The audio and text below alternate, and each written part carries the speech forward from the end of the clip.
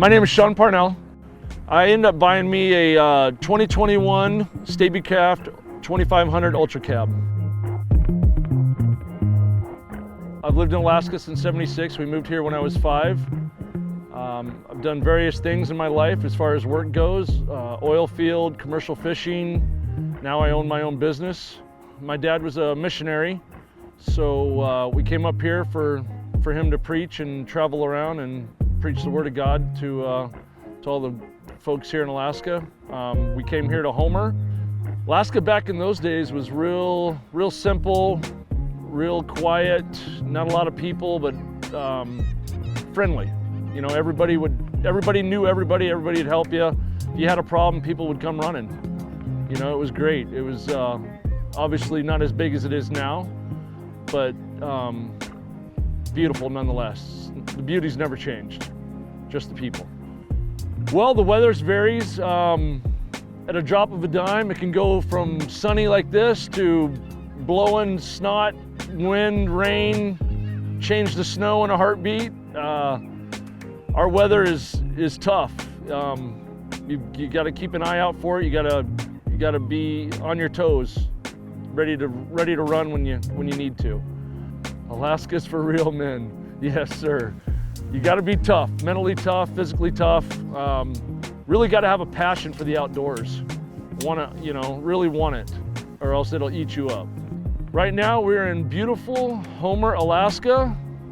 Pretty much the playground, I'd say, of the peninsula. The Kenai Peninsula is where we're at.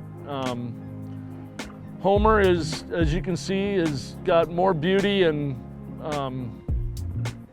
just jaw-dropping views every day. Yeah, it's a quaint little drinking town with a fishing problem. You can get bears down in this area, not many. Moose, obviously all the fishing you can want to do.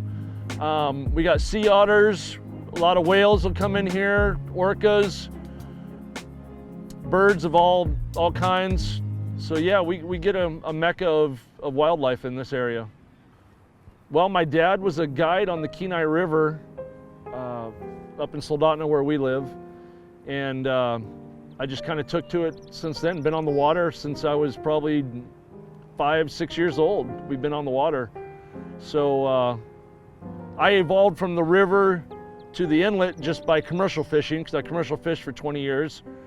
So I pretty much knew I wanted to have an ocean boat, and when I was able to do it, I made it happen, and I've never looked back. I waited, and I think I picked the best boat out there. I did a lot of research, and Stabicraft just kind of stuck in my mind. I was looking at few other manufacturers, and I just said, you know what, I've never been on a Staby, never rode in one, I looked at them, but never even stepped foot in one really. And I just said, you know what, I'm gonna do it, and I'm super happy. Haven't had a problem. I mean, I'm super happy. Initially, no, I did not like the aesthetics of it. I thought it was kind of rugged looking. I was real questioning the glass involved with, wrapping around and how much glass there was. So that was real a hesitant thing for me, but I just bit the bullet and did it anyways. And I can't even describe how that boat feels and drives. It's just like pillows, like driving on pillows. Well, the whole shape is, I like to say it's got a real aggressive, mean, tough look.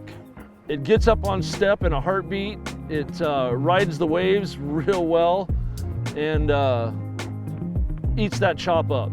Just blows right through the chop. Following seas, it's like pillows. Just puts you to sleep coming home. The pontoons, as far as stability goes when you're out there in the water, just phenomenal. It's a night and day difference between any other boat I've been in. Real stable. You can have all three, 3 of us were on one side of the boat, and it never dipped. It just felt solid and stable, and no rock to it really. It was real nice. Off the bow there, we got a nice drum winch with a good 20-pound anchor on there. Today we were out there in 200 feet of water, anchored up, Let me tell you, that was real nice. That thing was slick. It saves your back when you got to pull anchor. I had a light bar on there. I've got Ray Marine, Jonathan Lee from California, the Ray Marine ambassador for them, helped me pick out my electronics. So a big shout out to him. Thank you very much. I got the 16-inch Axiom Pro up front, touchscreen.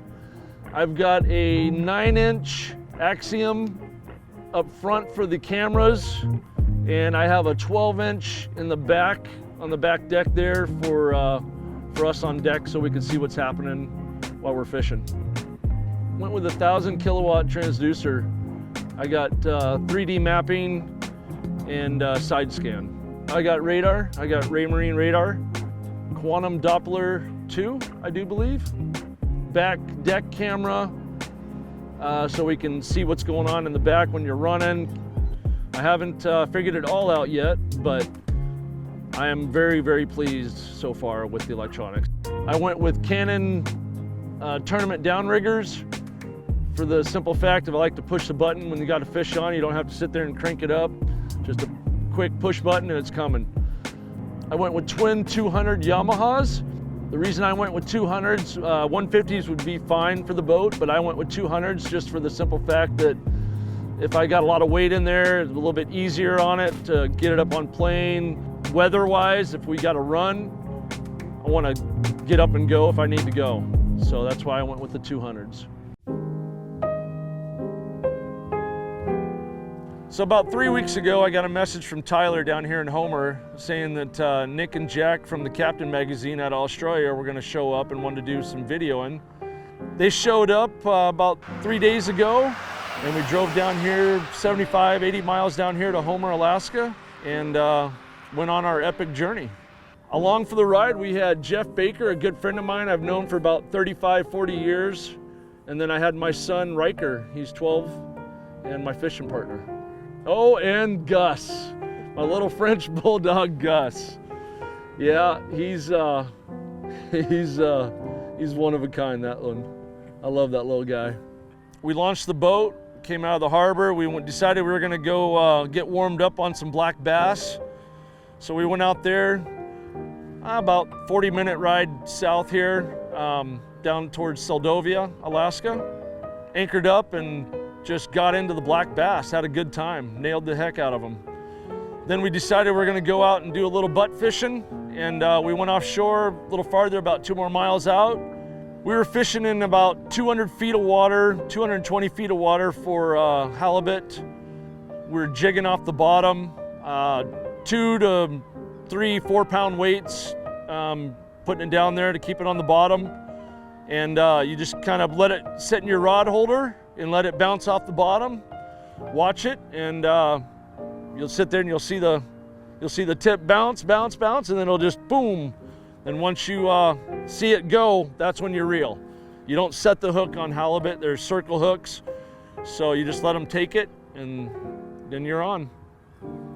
So the bite on halibut is, they are tricky little fish, man. They can rob your bait. Oh! How is he doing it so fast? I don't look at the size of it. You've got a fish on.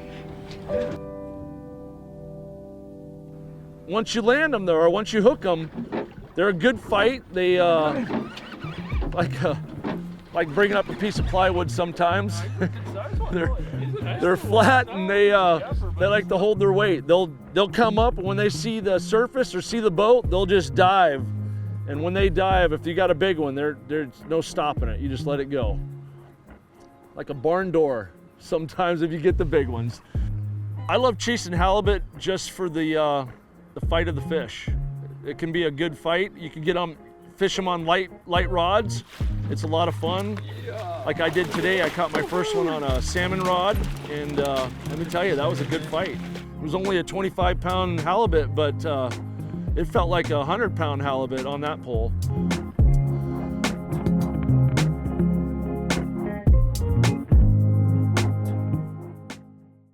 What I love most about fishing is just being in the outdoors, freedom, the wind in your hair, you know, the smell of the salt water, and just the serenity, you know, the peace, the birds, everything. It's just the scenery. It's all just kind of takes it all away from you, the stress of life. I got the boat really more or less to make memories with my kids and my son. My daughters are older now, but my son's 12. So when he catches a fish, it just, there's no other, you know, no feeling like it. It just warms my heart and makes buying that boat every bit more special. Just no regrets, put it that way. No regrets whatsoever.